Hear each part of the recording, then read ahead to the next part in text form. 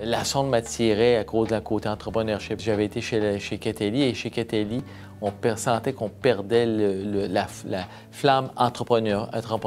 J'arrivais avec toutes mes connaissances, tout mon bagage et la sonde à cette époque-là était plus une entreprise manufacturière qu'une entreprise de mise en marché. Il fallait passer nos idées, il fallait travailler fort. À cette époque-là aussi, la sonde était une entreprise qui faisait à peine 60 millions de chiffre d'affaires et je veux dire, on apprenait, quand on était innovateur dans nos produits, dans notre approche total marketing, on avait un travail à faire, on partait de loin. Ça commençait, je veux dire, souvent les discussions que j'avais à ce moment-là, à cette époque avec mon patron du temps, c'était d'abord non. Ensuite, c'était peut-être. Puis après, ça finissait par fais à ta tête. Mais fais à ta tête, mais il faut que ça marche. Donc, je veux dire, écoute, ça prenait de la ténacité.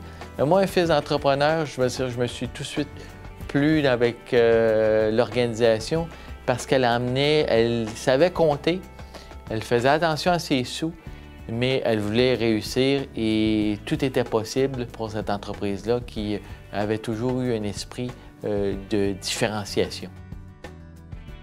J'ai eu à diriger Vaconaut un an après que j'étais arrivé chez La Sonde comme directeur du marketing et j'ai accepté tout de suite l'opportunité parce que je me retrouvais maintenant à ce moment-là, j'avais 32 ans à la tête d'une PME qui faisait à peine à peu près une dizaine de millions de chiffre d'affaires avec 85 employés. Et à ce moment-là, je n'avais même pas les moyens de me payer un directeur des ventes. Donc, je faisais le directeur aussi des ventes. J'avais quand même un département des achats, j'avais une équipe. Mais je veux dire, ça a été une opportunité en or. On a fait beaucoup de choses chez Vaconaut pour redresser ça. En l'espace de 9 mois, on n'avait pas redressé ça, ça a commencé à refaire de l'argent. La sonde, au début des années 90, se devait de se développer hors Québec. La sonde dépendait principalement du Québec et déjà, il y avait des mouvements où est-ce qu'on sentait que tout le secteur du détail alimentaire était en train de être contrôlé par l'extérieur. La disparition de Steinberg, exemple, qui a été divisée, de dire qu'il faut conquérir l'Ontario parce que c'est l'Ontario qui est en train de prendre le contrôle du détail sur le Québec. Et d'ailleurs, aujourd'hui, un détaillant québécois qui est à siège social québécois, on sait qu'aujourd'hui, principalement, il y a juste Métro.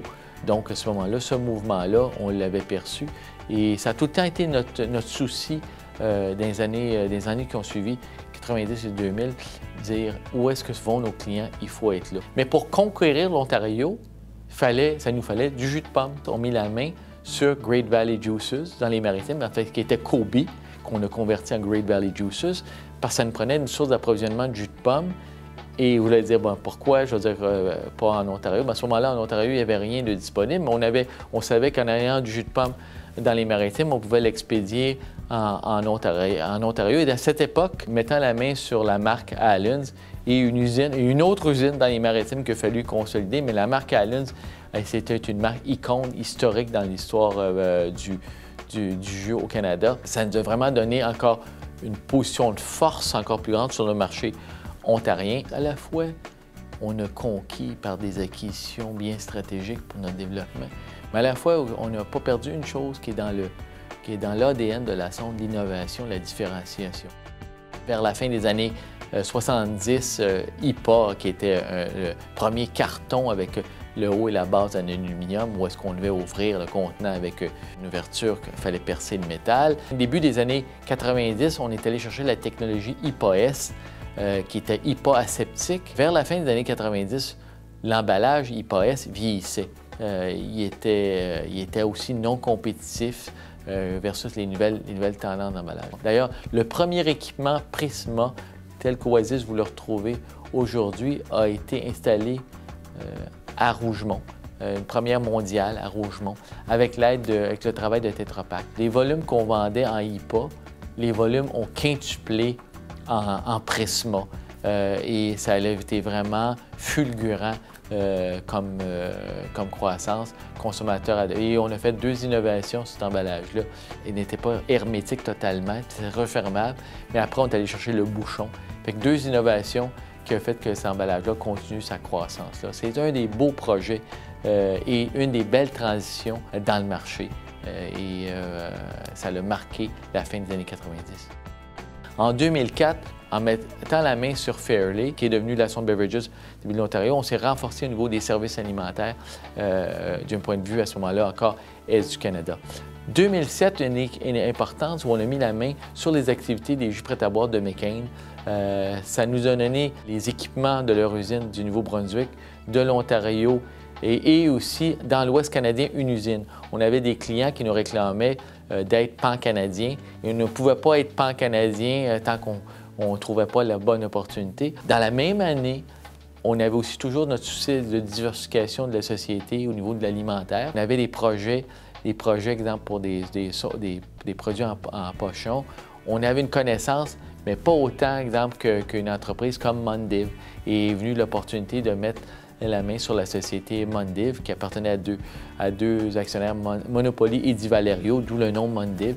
Et d'ailleurs, ils sont encore avec nous et avec l'équipe. Mondiv est venu conclure cette équipe-là à l'équipe Lassonde au Canada. Donc, on a fait, au cours des années 90 et début des années 2000, créer notre base critique et notre position sur le marché canadien, qui fait qu'aujourd'hui, Lassonde a la marque numéro 1 et Lassonde évolue dans les produits de spécialité alimentaire. Donc, on a une locomotive dans les jus de fruits et on a des produits niches, bouillon fondu, maïs, sauce pour pâtes, sauce Alfredo dans les produits alimentaires au Canada et aux États-Unis. Donc, en 2011, dans le but naturellement de bâtir un avenir aussi sur le marché américain, aussi avec les connaissances qu'on a, on a mis la main sur Clement Pappas. Clement Pappas, c'est une société dans les jus de fruits et jus et boissons de fruits, principalement dans la canneberge et la pomme.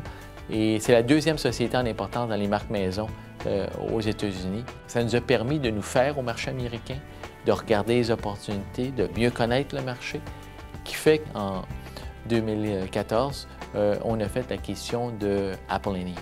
C'est une marque nationale avec une haute notoriété aux États-Unis et emmène des opportunités incroyables à la société. Ce qui était la force de Lassonde, c'est l'aspect entrepreneurial. Jean-Paul Barré et ensuite Pierre Lassonde qui m'ont fait confiance. Sans doute avec mon caractère, avoir été ailleurs, l'autre opportunité que j'aurais eue, c'est d'être à mon compte, mais j'ai pu vraiment exploiter mes talents grâce au style de Lassonde. Le style de Lassonde, la marque de commerce de Lassonde, en fait, j'appelle ça l'ADN de Lassonde, est très sur l'entrepreneurship. C'est très la communication, c'est le travail d'équipe. Lassonde, c'est l'innovation, c'est l'intelligence émotionnelle pour bien comprendre qu'est-ce que les parties ont besoin, vont aller rechercher. Et tout ça, on fait ça pour nos clients. Et en arrière de ça, qu'est-ce qui fait marcher tout ça? C'est une équipe incroyable, une équipe qui se tient, qui veut aller de l'avant. Un modus operandi chez nous, rien n'est acquis, c'est toujours à gagner et c'est toujours à recommencer. Il faut être les meilleurs, les plus rapides, les plus brillants, puis il faut le faire en équipe, puis redonner aussi à la société ce que la société nous donne.